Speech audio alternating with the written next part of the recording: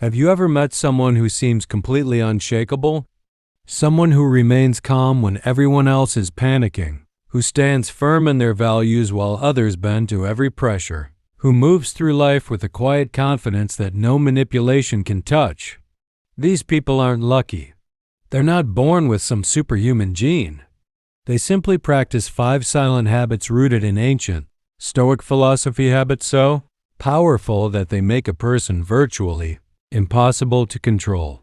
Today, I'm going to reveal these 5 habits to you. And by the end of this video, you'll understand why the Stoics philosophers who advised emperors and endured unimaginable hardships developed these practices to maintain their freedom in a world that constantly tries to control us. But here's what makes these habits silent. They're not loud declarations or dramatic displays. They're internal shifts, quiet disciplines, mental fortresses that others can't even see being built. Marcus Aurelius, the most powerful man in Rome, practiced these habits daily. Epictetus, who was born a slave, used them to achieve a freedom that his masters could never take away. And Seneca navigated the treacherous political waters of Nero's court by mastering these principles. Before we dive in, let me ask you this. How many times this week has someone else's opinion changed your mood? How often do you find yourself doing things you don't want to do because you're afraid of what others will think? How frequently does your peace depend on circumstances you can't control? If you're being honest with yourself, the answer might be uncomfortable. But that discomfort is exactly where transformation begins. So grab a notebook, because what you're about to learn has the power to completely reshape how you move through the world. And if you're ready to become someone who can't be controlled, make sure you hit that subscribe button and turn on notifications, because we're going deep into Stoic wisdom that most people never discover. Let's begin. Habit 1. They guard the fortress of their mind. The first silent habit of people who can't be controlled is this. They guard the fortress of their mind with absolute vigilance. Epictetus, one of the greatest Stoic philosophers, said something profound. We cannot choose our external circumstances, but we can always choose how we respond to them. Think about that for a moment. Every single day, you're bombarded with attempts to control your mind. Advertising tries to convince you you're not enough without their product. Social media algorithms manipulate your emotions for engagement. Toxic people plant seeds of doubt about your worth. Even well-meaning friends sometimes project their fears onto your dreams. But here's what people who can't be controlled understand. The mind is the only territory that truly belongs to you. And like any valuable territory, it must be defended. Let me share a story about James Stockdale, a U.S. Navy pilot who was shot down over Vietnam and spent 7 years as a prisoner of war. He was tortured repeatedly, held in solitary confinement, and subjected to psychological warfare designed to break his spirit. But Stockdale was a student of Stoic philosophy, particularly of Epictetus. And he used Stoic principles to survive. He realized that while his captors could control his body, they could never control his mind unless he gave them permission. He made a crucial distinction. He couldn't control whether he was tortured, but he could control whether he would be defeated by it. He couldn't control his imprisonment, but he could control his attitude toward it. This mental discipline, this guarding of his inner fortress, is what allowed him to not only survive, but to help other prisoners maintain their dignity and hope. Now you might be thinking, I'm not a prisoner of war. How does this apply to my life? Here's how. Every time you let someone's criticism ruin your day, you've given them control of your fortress. Every time you chase validation from people who don't value you, you've left the gates open. Every time you believe the narrative that you're not smart enough, not talented enough, not worthy enough, you've allowed enemy thoughts to occupy your mind. The practice. Mental gatekeeping. People who can't be controlled practice what I call mental Gatekeeping. They consciously choose which thoughts to entertain and which to reject. They ask themselves, is this thought serving me or enslaving me? Is this belief mine or was it planted by someone else? Does this emotion reflect reality or am I being manipulated? Marcus Aurelius wrote in his Meditations, "You have power over your mind, not outside events." Realize this and you will find strength. Here's a practical exercise you can start today. For the next week, every time a negative thought or external judgment enters your mind, visualize yourself as the gatekeeper of a fortress. You're standing at the entrance.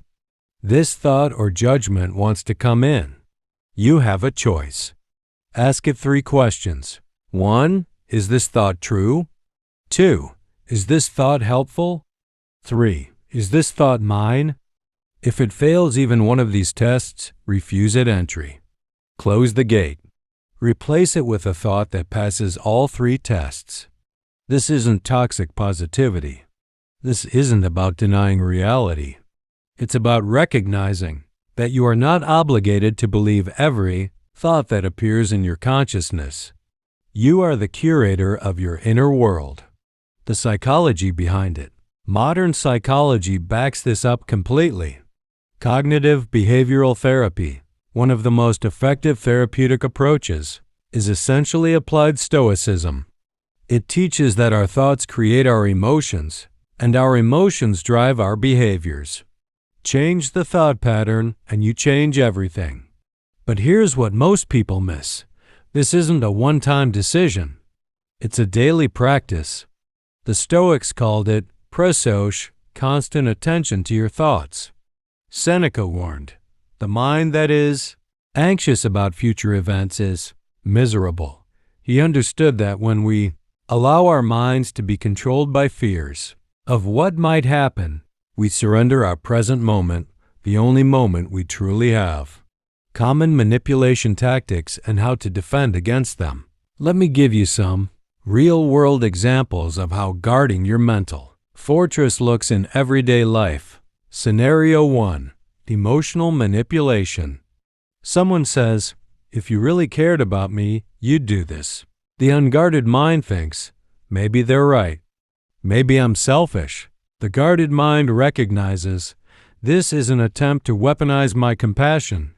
True caring doesn't require me to abandon my boundaries. Scenario 2. Social pressure. Everyone at work is participating in office gossip. The unguarded mind thinks, I need to join in to fit in. The guarded mind recognizes, my integrity isn't negotiable for acceptance. I can be friendly without compromising my values. Scenario 3. Fear-based control. A news headline screams about the latest crisis. The unguarded mind spirals into anxiety. The guarded mind asks, what can I actually control here? What action, if any, is appropriate? Is this fear proportional to reality? The transformation. When you consistently practice guarding your mental fortress, something remarkable happens. You become what the Stoics called apatheia, not apathetic, but unaffected by external manipulation. You develop an inner calm that others can feel but can't penetrate. People will notice. They'll comment that you seem different. Some will be drawn to your stability. Others, especially those who thrived on controlling you, will be unsettled by it. That's okay. Your peace isn't negotiable. Remember, the fortress isn't built in a day. Every time you catch a manipulative thought and refuse it entry, you're laying another brick. Every time you choose your response instead of reacting automatically, you're strengthening the walls. Marcus Aurelius faced assassination attempts, political betrayals, and the weight of an empire on his shoulders. Yet he wrote, confine yourself to the present. He knew that the only battle that mattered was the one for his own mind. Your mind is your kingdom. Guard it like your life depends on it, because in many ways, it does. Habit 2. They practice voluntary discomfort. The second silent habit of people who can't be controlled might surprise you. They regularly practice voluntary discomfort. Now I know what you're thinking. Why would I deliberately make myself uncomfortable? Isn't the whole point of life to be comfortable? This is exactly the trap that makes most people controllable. Let me explain. The comfort trap. We live in the most comfortable era in human history. We can control the temperature of our homes with a tap. We can have any food delivered to our door in minutes. We can endlessly scroll through entertainment designed to keep us in a dopamine loop. But here's the dark side of comfort. The more comfortable you become, the more controllable you are. Why? Because when you're dependent on comfort, any threat to that comfort becomes a lever someone can pull to make you comply. Your comfort zone becomes a prison with invisible bars. The Stoics understood this deeply. They didn't just philosophize about it, they actively practiced discomfort. The Stoic practice. Seneca, who was incredibly wealthy, would regularly sleep on a hard floor, eat simple food, and wear cheap clothes. Why? He wrote, "Set aside a certain number of days, during which you shall be content with the scantiest and cheapest fare, with coarse and rough dress, saying to yourself the while, 'Is this the condition that I feared?'" He was inoculating himself against the fear of losing his wealth. By voluntarily experiencing what he feared, he robbed that fear of its power over him.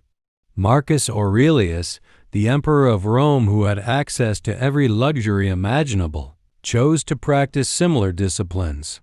He wrote, "Mastery of reading and writing requires a master." Still more so life. Epictetus advised, "From now on, practice saying to everything that appears unpleasant, 'You are just an appearance and by no means what you appear to be.' Why this makes you uncontrollable? Think about how most manipulation works. It operates through two levers. 1. The promise of comfort. Do this and you'll be rewarded. Comfortable. Accepted. 2. The threat of discomfort. Don't do this or you'll face consequences. Discomfort. Rejection. But what happens when you've already voluntarily experienced discomfort? When you've proven to yourself that you can handle it? When you know, deep in your bones, that you can survive, even thrive without constant comfort? You become uncontrollable. The threat loses its teeth. The promise loses its appeal. You're no longer dancing to someone else's tune because you're not dependent on the music. Modern applications.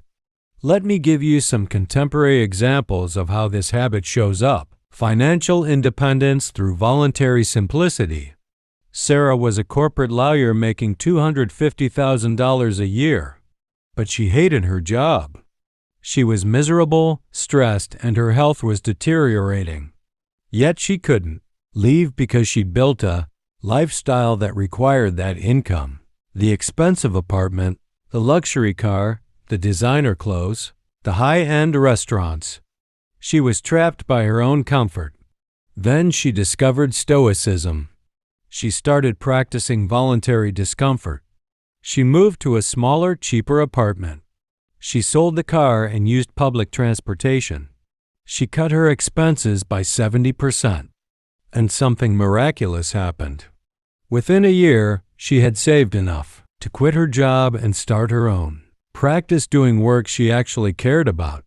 She made less money, but she was finally free. The golden handcuffs were unlocked because she'd proven to herself that she didn't need gold. Relationship freedom through emotional resilience. Marcus was in a toxic relationship. His partner constantly threatened to leave whenever he didn't comply with her demands. He felt trapped. The fear of being alone kept him dancing to her tune. Then he started practicing voluntary discomfort. He spent intentional time alone. He took himself to dinner. He traveled solo. He sat with the uncomfortable feelings of loneliness instead of immediately distracting himself. Gradually, he realized something profound. Being alone was uncomfortable, but it wasn't unbearable. In fact, it was better than being manipulated. The next time his partner threatened to leave, something different happened. He said, If that's what you need to do, I understand. He wasn't being cold. He was simply no longer controllable through that fear. Interestingly, when she realized she'd lost that lever, the relationship dynamics shifted completely. Either things improved because the manipulation stopped, or the relationship ended, but either way, Marcus was finally free. Career liberation through skill resilience. David worked for a company where his boss used his fear of job loss to extract unpaid overtime, weekend work, and constant availability. David felt he had no choice, he needed the paycheck. But then David started practicing voluntary discomfort. He spent his evenings learning new skills. He took a part-time freelance gig that paid much less but gave him experience. He lived on less and saved more. He deliberately experienced the discomfort of financial uncertainty while building a safety net. Within 2 years, he had multiple income streams and a skill set that made him employable anywhere. When his boss made the next unreasonable demand, David simply said no. When threatened with termination, he didn't panic. He'd already proven to himself that he could handle job loss. He wasn't fired. But even if he had been, he was ready. He was free. Practical exercises for voluntary discomfort. Here are specific practices you can start implementing. 1. The cold shower challenge. Start or end your day with a cold shower. It's uncomfortable, yes? But it teaches your nervous system that discomfort is temporary and survivable. More importantly, it teaches you that you can choose discomfort, that you have agency even over unpleasant experiences. The Stoics didn't have cold showers, but they practiced similar temperature tolerance exercises. 2. Fasting or simple eating. Once a week, eat only simple, inexpensive food. Rice and beans, oatmeal, basic meals. Or try intermittent fasting. This isn't about punishment. It's about proving to yourself that you don't need culinary luxury to be okay. It breaks the chain of food dependence and reminds you that you can be content with less. Seneca did this regularly, and he found it incredibly liberating. 3. Digital fasts. Choose one day a week to go without your phone or social media. Sit with the discomfort of not knowing what's happening online, of not getting immediate validation, of not having instant entertainment. This teaches you that you're not dependent on digital dopamine. You become less controllable by algorithms designed to manipulate your attention. 4. Sleep on the floor. Once a month, sleep on the floor on a yoga mat. It's uncomfortable. That's the point. Marcus Aurelius, despite having access to the finest beds in Rome, sometimes chose to sleep in harsh conditions to remind himself that he didn't need luxury to be content. 5. Practice rejection. Deliberately put yourself in situations where you might face rejection. Ask for a discount at a store. Approach someone for a conversation. Apply for something you think you're underqualified for. The discomfort of rejection is one of the most powerful control mechanisms in society.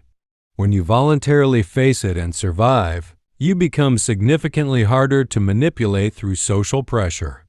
6. Walk in bad weather. Instead of avoiding rain or cold, deliberately walk in it. Experience the elements. Remind your body that it's resilient and capable.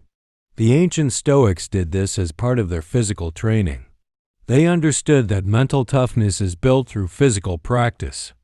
The deeper philosophy. Seneca wrote something profound about this practice.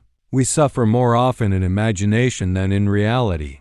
Most of what we fear, discomfort, rejection, loss, simplicity, is far worse in our anticipation than in its reality. By voluntarily experiencing these things, we prove to ourselves that our fears are exaggerated. This is what the Stoics called premeditatio malorum, the premeditation of evils. It's not pessimism. It's preparation.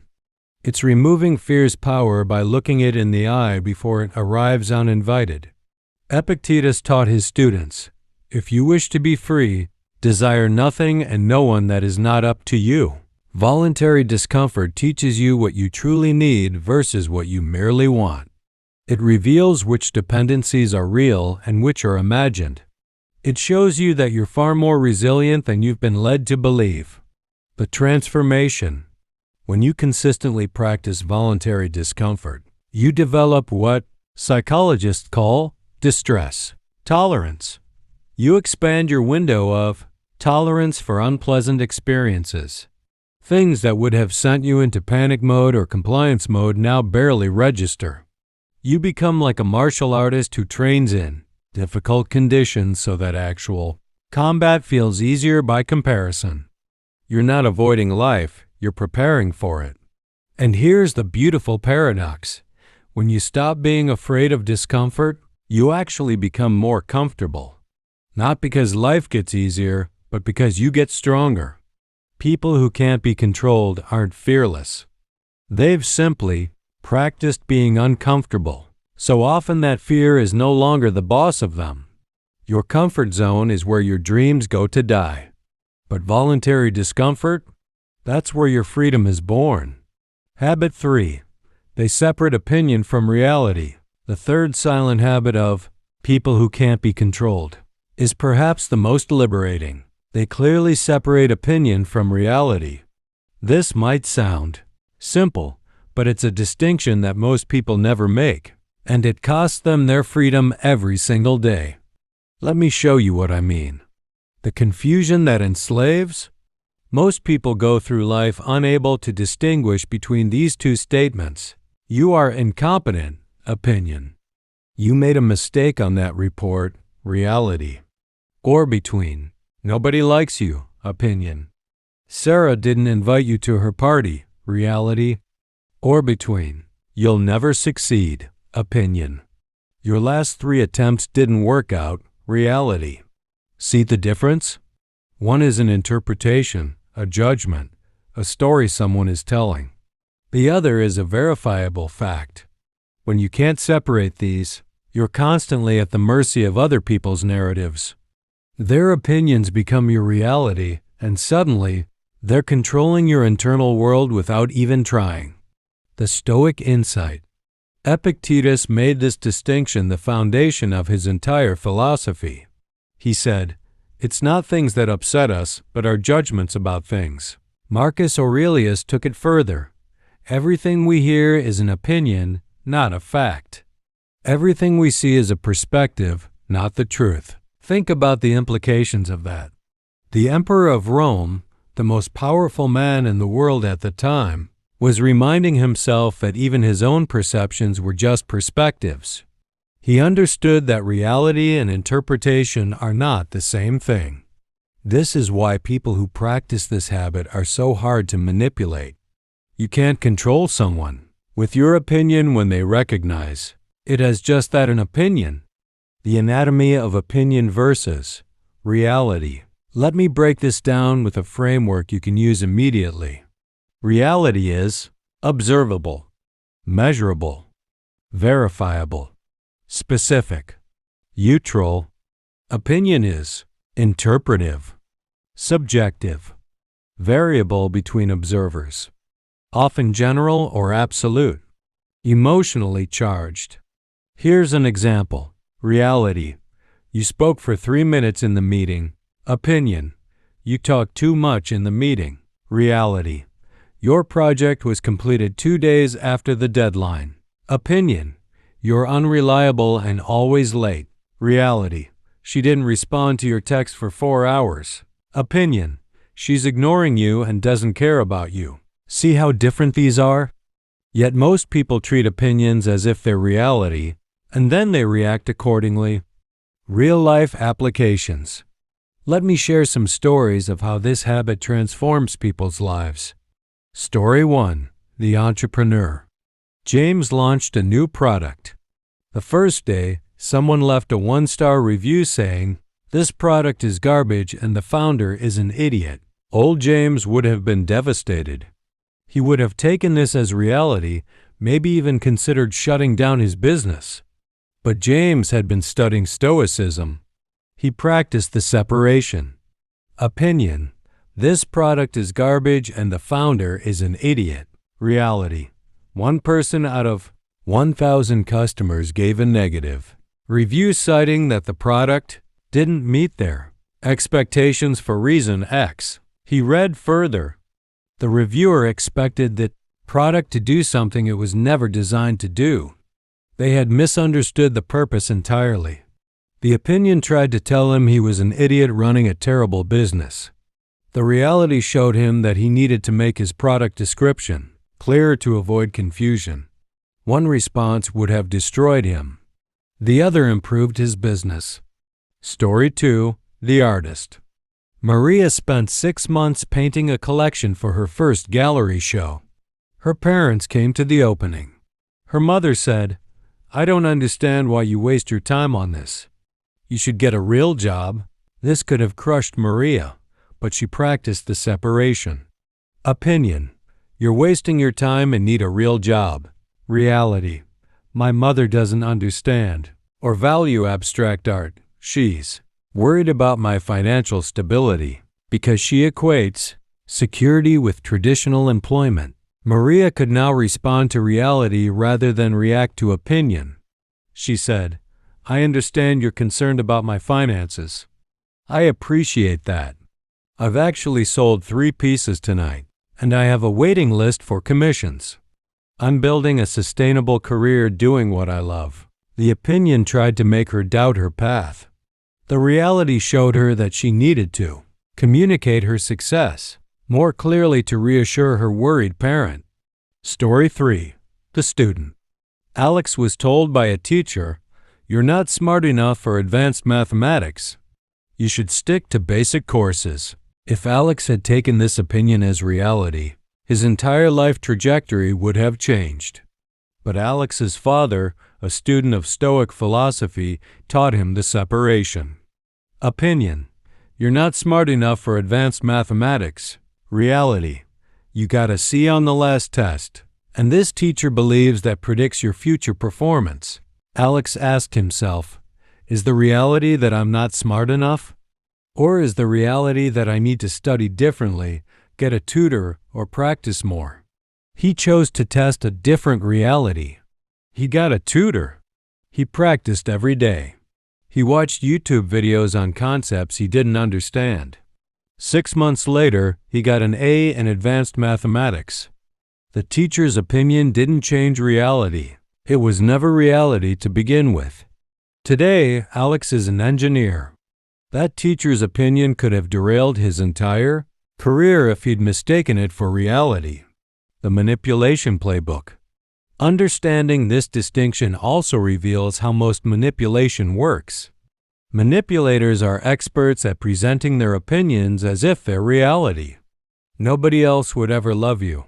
Opinion presented as reality. You're too old to start a new career. Opinion presented as reality. That's just how the world works. Opinion presented as reality. You'll never change. Opinion presented as reality. Everyone thinks you're. Opinion presented as reality. Once you see the pattern, you can't unsee it. These statements are designed to control you by making you believe their interpretation is fact. But people who can't be controlled respond differently. That's your opinion, and you're entitled to it. I see things differently. That hasn't been my experience. I'm willing to find out for myself. They don't argue. They don't defend. They simply refuse to accept someone else's opinion as their reality. The internal application. Here's where it gets even more powerful. This habit also applies to your own thoughts. Your brain constantly generates opinions disguised as reality. I'm a failure. Opinion, not reality. I always mess things up. Opinion, not reality. I'm not worthy of love. Opinion, not reality. I can't do this. Opinion, not reality. Marcus Aurelius was the emperor of Rome. He could have anything he wanted. Yet he still struggled with negative self-talk. He wrote in his meditations, "The cucumber is bitter? Then throw it out." There are brambles in the path? Then go around them. That's all you need to know. He was teaching himself to separate his negative opinions about situations from the actual reality of those situations. Practical exercise. The reality check. Here's how to practice this habit starting today. Step 1. Catch the thought. When you feel upset, controlled, or manipulated, stop. Identify the exact statement or thought that's bothering you. Step 2. Extract the opinion. Write down the opinion exactly as it appears. Don't soften it.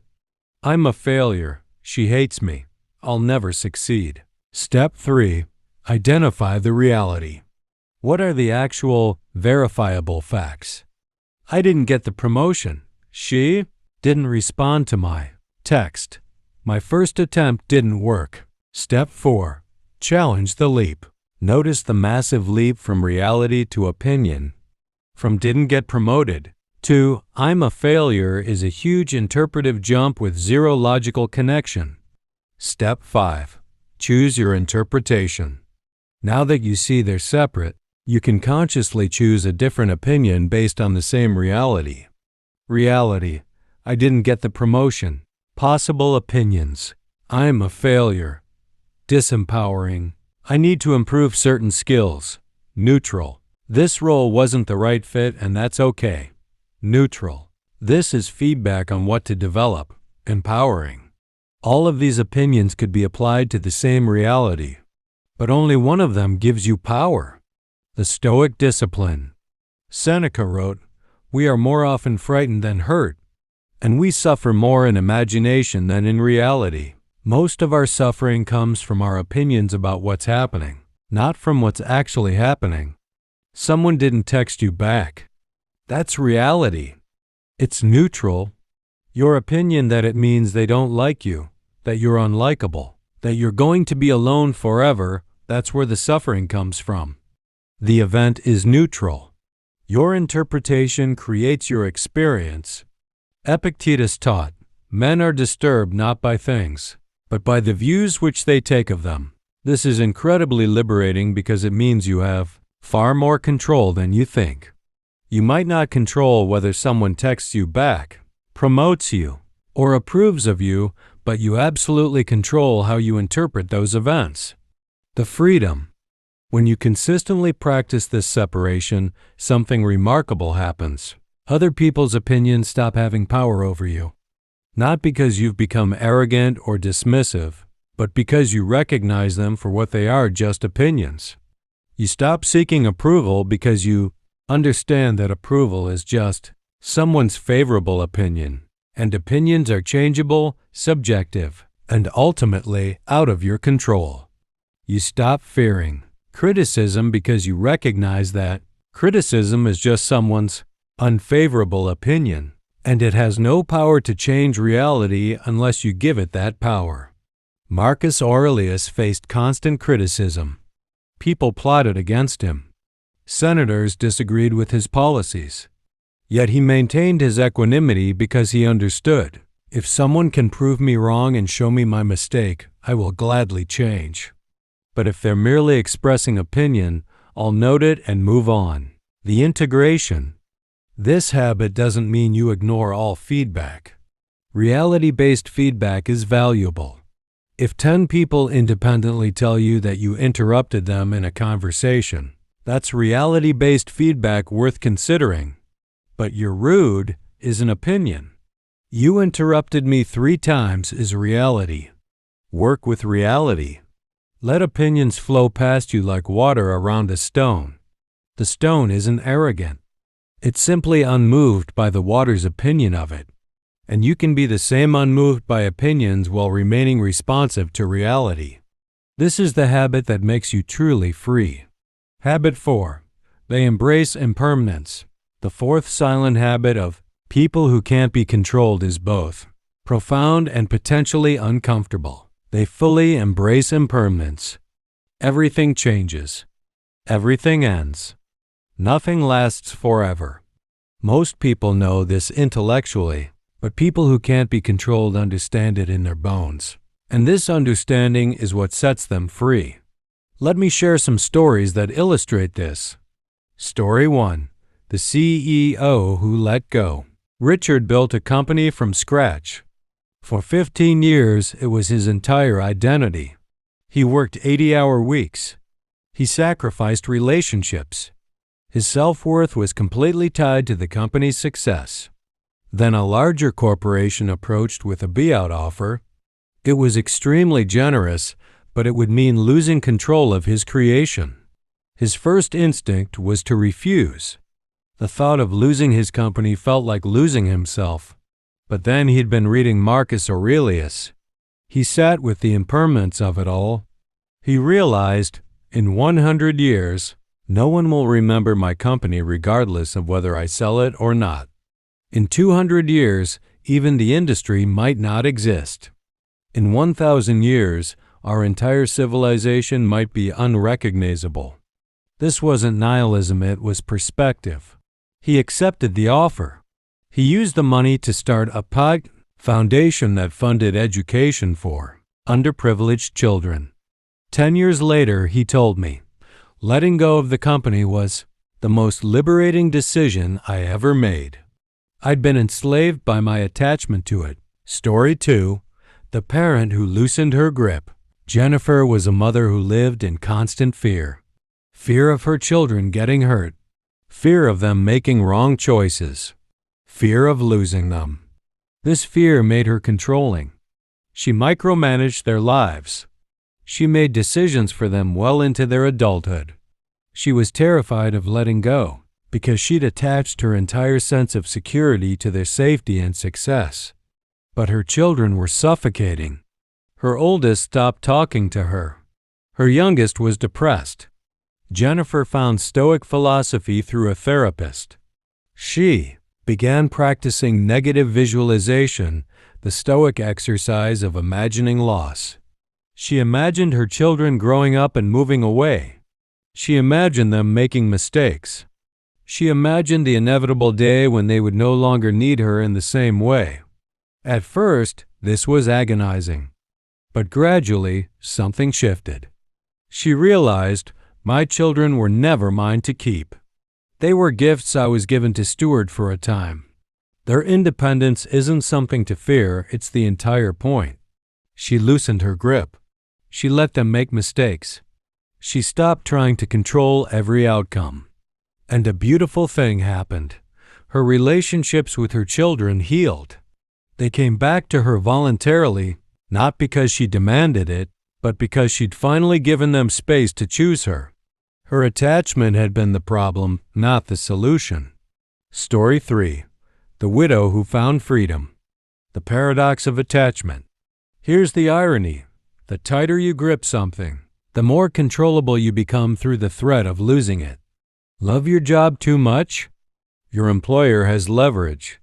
Desperate for a relationship to work? Your partner has leverage. Terrified of losing your reputation? Public opinion has leverage.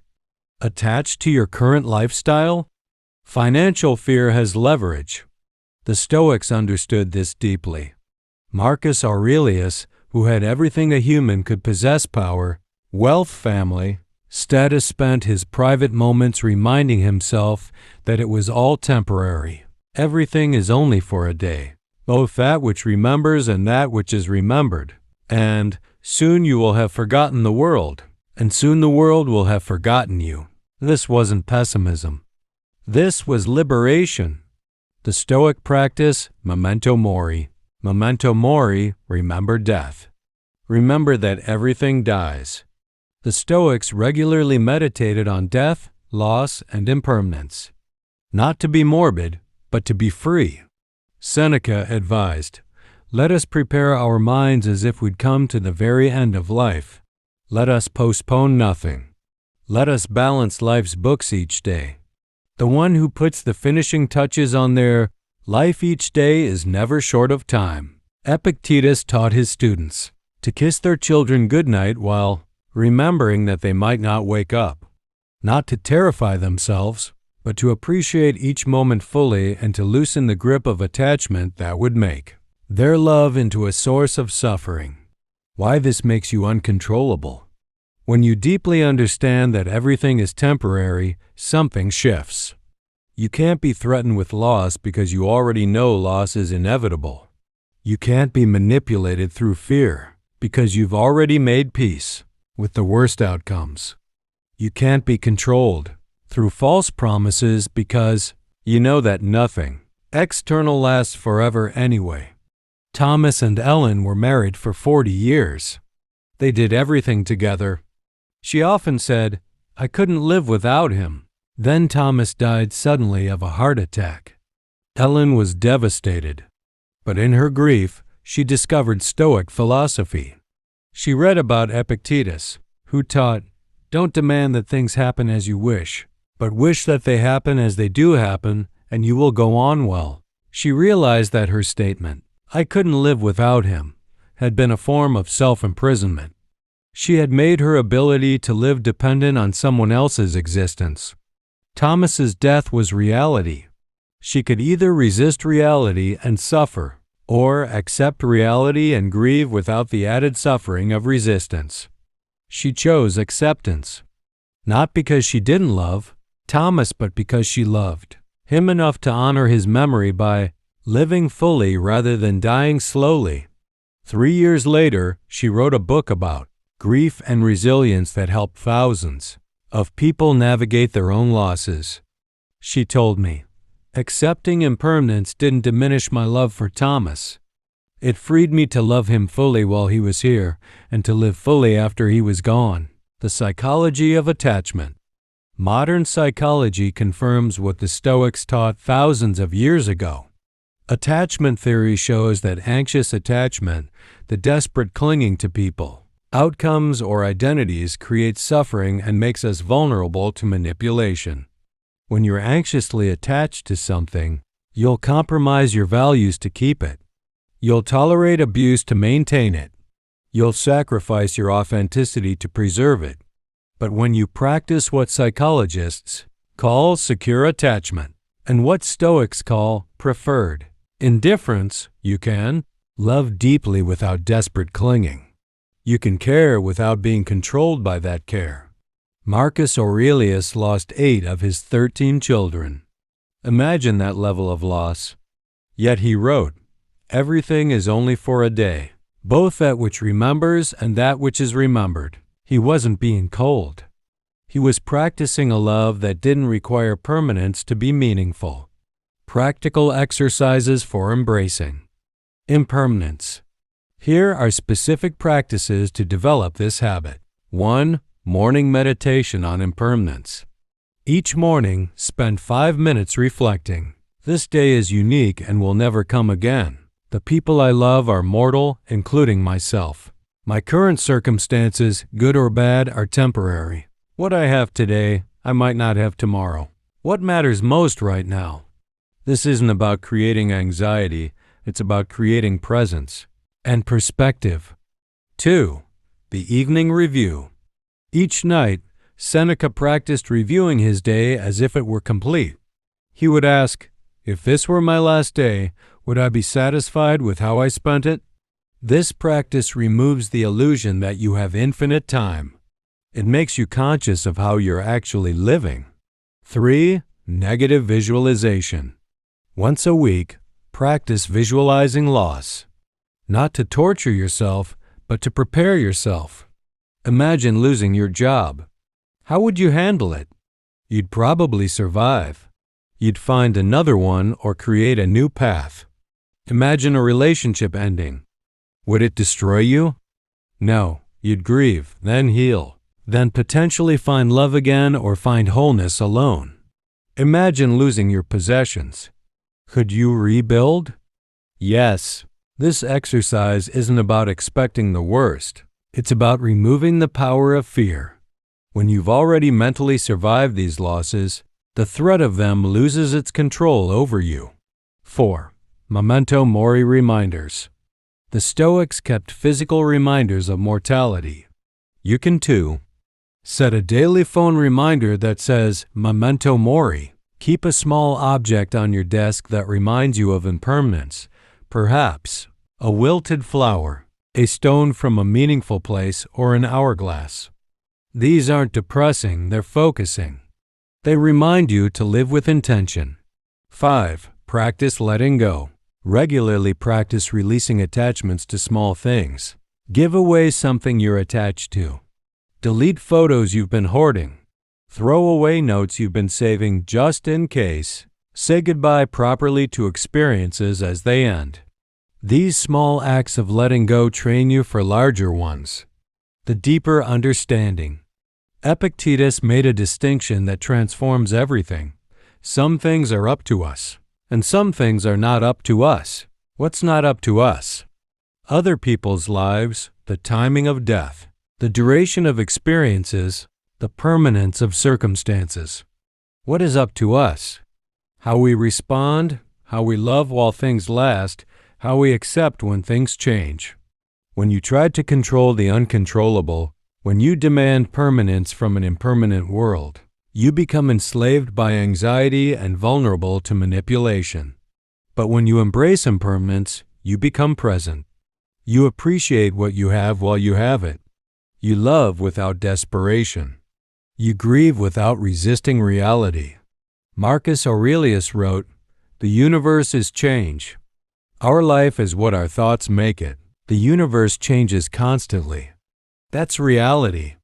Your attachment or resistance to that change? That's where suffering enters or where freedom begins. The liberation of impermanence. Here's what might surprise you. Embracing impermanence doesn't make you cold or detached. It makes you more present, more appreciative, more fully alive. When you know the sunset will end, you watch it more intently. When you know the conversation might be your last with someone, you listen more carefully. When you know your time is limited, you waste less of it on things that don't matter. Seneca wrote, "It is not that we have a short time to live, but that we waste a lot of it. We waste time because we operate under the illusion that we have unlimited amounts of it. We tolerate bad situations because we think we can always change them later. We postpone meaningful actions because we assume there will always be another chance." Embracing impermanence destroys these illusions and in destroying them, sets you free. The uncontrollable truth: people who embrace impermanence can't be controlled through several common manipulation tactics. Sunk cost fallacy. You've already invested so much time, money, energy in this. You can't quit now. Response: everything I've invested is already gone. I can't get it back. The only question is, what's the best path forward from here? Fear of regret. You'll regret this decision for the rest of your life. Response: maybe I will. But life is change, and so am I. Even my regrets will transform over time. False permanence. This opportunity, relationship, job is once in a lifetime. Response: everything is once in a lifetime because every moment is unique. But nothing is so unique that my well-being should be sacrificed for it. Guilt through attachment. After everything I've done for you, you're just going to leave? Response: I'm grateful for what you've given, and I honor it by living my truth. Holding on out of guilt would dishonor us both. The practice of amor fati. The Stoics took this even further with a concept called amor fati, love of fate. Not just accepting that everything changes and ends, but loving the entire process. Loving the beginnings and the endings. Loving the rising and the falling. Loving the getting and the losing.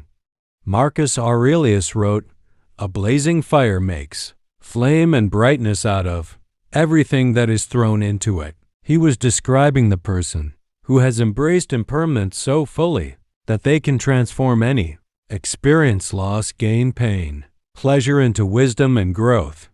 When you reach this level, you become truly uncontrollable. Not because you're invulnerable to loss, but because you've integrated loss into your understanding of life itself. The balance. Let me be clear. Embracing impermanence doesn't mean you don't plan, don't commit, or don't care. Marcus Aurelius didn't abandon his duties as emperor just because everything was impermanent. He fulfilled his responsibilities with full dedication. Seneca didn't stop loving his friends just because friendship could end. He loved deeply while maintaining philosophical perspective. Epictetus didn't stop teaching just because his students would eventually leave. He gave fully to each moment of teaching. The key is holding things lightly while caring for them deeply. It's the difference between attachment, I must have this or I'll be destroyed. Amor fati, I deeply value this while it's here, and I'll honor it by letting it be what it is, temporary and precious. One makes you controllable. The other sets you free. The final meditation. Here's a meditation Marcus Aurelius wrote for himself that you can use too. Think of yourself as dead. You have lived your life. Now take what's left and live it properly. Every day is a gift you didn't earn and don't deserve, which makes it all the more precious. Every relationship is temporary, which makes every interaction significant. Every experience will end, which makes your presence in it sacred. When you embrace this fully, you become someone who can't be controlled through fear of loss, because you've already accepted that loss is woven into the fabric of existence. You become free to love without desperation, to commit without clinging, to care without being imprisoned by that care. This is the fourth habit. This is the path to freedom. Habit 5. They focus on this circle of control. The fifth and final silent habit of people who can't be controlled is perhaps the most practical. They ruthlessly focus on their circle of control. Epictetus opened his famous Enchiridion with these words: "Some things are within our control and some things are not. That's it." That's the foundation of Stoic philosophy and the key to becoming uncontrollable. The two circles.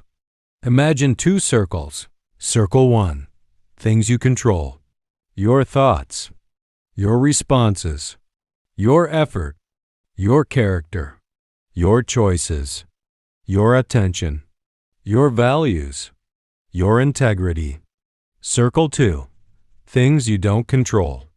Other people's opinions, other people's behavior, the past, most future outcomes, the weather, the economy, your reputation, how others perceive you, whether you succeed or fail. What others say about you. Death. Circumstances beyond your influence. Most people spend 90% of their energy on Circle 2 and only 10% on Circle 1. People who can't be controlled do the opposite. Why this creates freedom. When you focus your energy on things you can't control, 3 things happen. 1. You waste your power. You're pouring energy into a black hole. 2. You create suffering. You're constantly frustrated by your powerlessness. 3. You become controllable. Anyone who controls what you're focused on controls you. But when you focus exclusively on what you control, everything changes. Your power is concentrated where it actually works. You stop suffering over the uncontrollable. And you become nearly impossible to manipulate because you're not invested in the levers others try to pull. Story. The imprisoned philosopher. Epictetus himself embodied this principle. He was born a slave. Think about that. He controlled nothing about his external circumstances. His master could beat him. His master could sell him. His master could decide whether he ate that day. Yet Epictetus became one of the freest humans who ever lived. How? He focused entirely on his circle of control. He couldn't control his slavery, but he could control his mind. He couldn't control his body being in chains, but he could control whether his spirit was imprisoned. He famously said, "I must die. But must I die groaning? I must be imprisoned. But must I whine as well? I must suffer exile. Can anyone then hinder me from going with a smile?" His master controlled his body, but Epictetus controlled his response, and that made him freer than his master ever was. Modern applications. Let me show you how this works in everyday life. Scenario 1. The job interview. You have an important job interview tomorrow. Circle 2 focus Uncontrollable. Worrying about whether they'll like you. Obsessing about whether you'll get the job. Trying to predict what they'll ask. Stressing about the other candidates. Fearing rejection. Circle 1 focus, controllable. Preparing your best answers. Getting good sleep tonight. Choosing appropriate attire. Arriving on time. Being genuinely present in the conversation. Giving your best effort. Maintaining your integrity regardless of outcome. The person focused on Circle 2 arrives stressed, performs poorly, and feels devastated if they don't get the job. The person focused on Circle 1 arrives calm, performs at their best, and feels satisfied that they did everything in their control regardless of outcome. Scenario 2, the relationship conflict. Your partner is angry with you.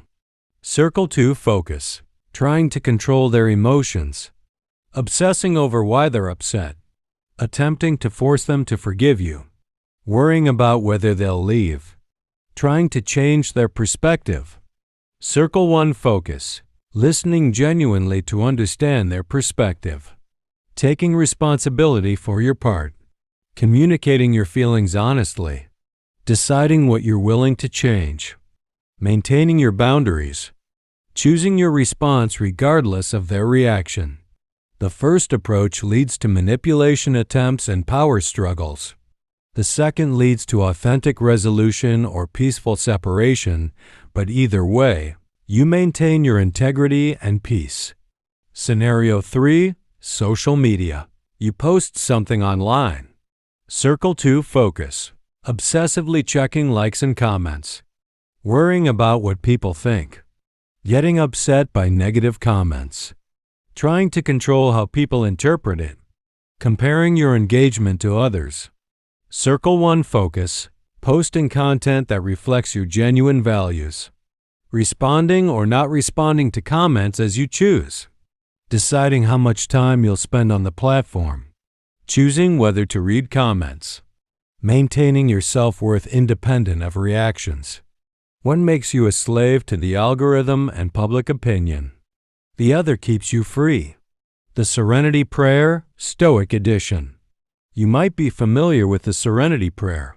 God, grant me the serenity to accept the things I cannot change, courage to change the things I can, and wisdom to know the difference. This is pure Stoicism, written 2,000 years after the original. Stoics taught the same principle.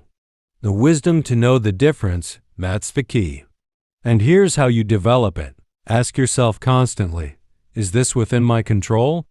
If yes, take action. Give it your full effort. Do your absolute best. If no, let it go. Accept it. Focus your energy elsewhere. It sounds simple, but most people never do this. They spend years trying to change their parents' opinions, control their children's choices, force romantic partners to change, or make their coworkers appreciate them. All of this is Circle 2. All of it is wasted energy. All of it creates suffering and makes them controllable. The radical acceptance. Marcus Aurelius wrote, "You always own the option of having no opinion." There is never any need to get worked up or to trouble your soul about things you can't control. Read that again. You always own the option of having no opinion. This is radical. This says you don't have to have an opinion about everything. You don't have to be upset about everything. You don't have to engage with everything. Someone criticizes you online? You can have no opinion about it. Someone doesn't invite you to their event? You can have no opinion about it. The economy crashes? You can acknowledge it and focus on what you control: your skills, your adaptability, your response. Practical exercise. The control audit. Here's an exercise you can do right now. Step 1. Write down everything that's currently stressing you. Step 2. For each item, ask, do I control this? Step 3. Cross out everything you don't control. These items don't deserve your emotional energy. Step 4. For the items you do control, ask, what's the one action I can take right now? Step 5. Take that action or schedule it. Let me give you an example. Stress list. My boss doesn't appreciate me. My friend is angry with me. I might get laid off. My parent disapproves of my career. I'm not getting enough recognition for my work. Control audit. My boss doesn't appreciate me. Not in my control. Cross out. My friend is angry with me. Partially, I can reach out genuinely, but not control their response. I might get laid off. Not in my control. Cross out. My parent disapproves of my career. Not in my control. Cross out. I'm not getting enough recognition. Not in my control. Cross out. Refined list. What I actually control. How I respond to my boss's behavior. Whether I reach out to my friend. How I prepare financially for potential job loss. How I communicate with my parent about my choices. The quality of my work and my own assessment of it. See the difference? The first list creates anxiety and makes you controllable. The second list creates agency and makes you free. The liberation. When you truly internalize this habit, something profound happens. People can't manipulate you with their approval because you know their approval is outside your control, so you stop chasing it. People can't manipulate you with their disapproval because you know their disapproval is outside your control, so you stop fearing it. Circumstances can't defeat you because you know circumstances are outside your control, so you focus only on your response. You become like water flowing around obstacles, not because the obstacles don't exist, but because you're focused on what you can do flow rather than what you can't do remove the obstacle. The integration of all 5 habits. Notice how all 5 habits work together. 1. Guard your mental fortress. Control what thoughts you allow in. 2. Practice voluntary discomfort. Control your relationship with comfort. 3. Separate opinion from reality. Control how you interpret events. 4. Embrace impermanence. Control your attachment to outcomes. 5. Focus on your circle of control. Control where you direct your energy. Each habit strengthens the others. Together, they create an unshakable person. Not unshakable because nothing affects them, but unshakable because they've placed their stability in the only place it can truly exist within themselves. So here we are. You now know the 5 silent habits of people who can't be controlled. 1. They guard the fortress of their mind. 2. They practice voluntary discomfort. 3. They separate opinion from reality. 4. They embrace impermanence. 5. They focus on their circle of control. These aren't just interesting ideas. These are practices that have stood the test of over 2,000 years. They were tested in slavery, in warfare, in palaces, in prisons, in poverty, and in prosperity. They worked for Epictetus the slave. They worked for Marcus Aurelius the emperor. They worked for Seneca the wealthy advisor. They worked for Stockdale the prisoner of war. And they'll work for you if you practice them. The path forward. You might be thinking, this all sounds great, but where do I start? Start small.